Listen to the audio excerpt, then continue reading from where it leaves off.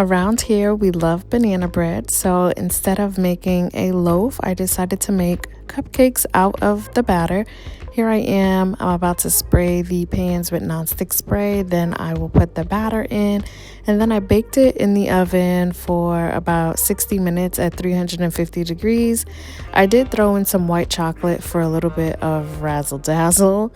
So when you see the muffins at the end, the holes in the top are the spots where the white chocolate melted. But either way, this turned out amazing and it got us through the week for breakfast.